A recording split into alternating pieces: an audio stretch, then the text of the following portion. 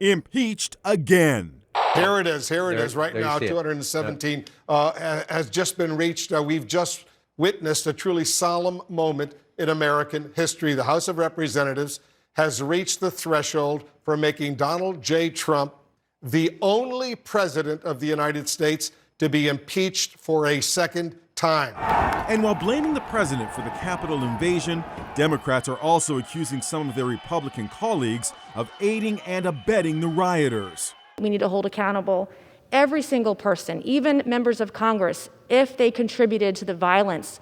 Nancy Cordes is CBS News' congressional correspondent.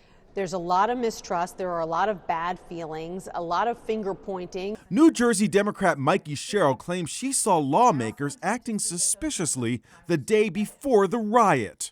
Those members of Congress who had groups coming through the Capitol that I saw on January 5th, a reconnaissance for the next day. She says that she has now passed that information along to various law enforcement agencies so they can look into it.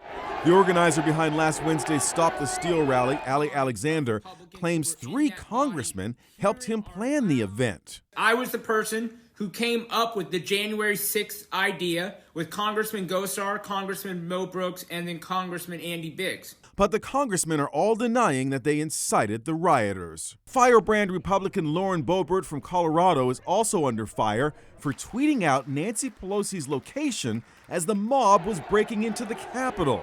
The speaker has been removed from the chambers. She's defending herself today, claiming that that information was first broadcast on C-SPAN.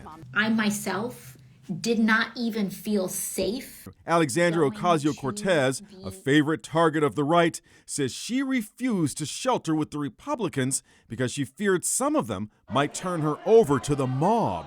There were QAnon and white supremacist sympathizers and frankly white supremacist members of Congress who would create opportunities to allow me to be hurt, kidnapped, etc. The atmosphere is so tense at this point that you now have magnetometers outside the doors into the House chamber. This has really angered some House Republicans, but Democrats argue that this is for everyone's safety, that they're concerned about some individuals, including some GOP members, bringing weapons onto the floor of the House. Trump suffered a major blow today as Mitch McConnell says he won't block his impeachment.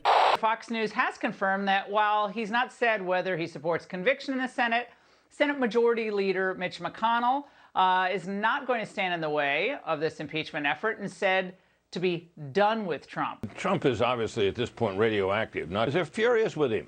They believe in their bones that he cost them the 2 special elections in the state of Georgia. And we're learning today that the president really put the squeeze on Mike Pence, pressuring him on the day of the riot to overturn the election results. You can either go down in history as a patriot, or you can go down in history as a blank, the president was quoted as saying. The Veep did not bend to the president's will, bringing the wrath of the mob down upon him.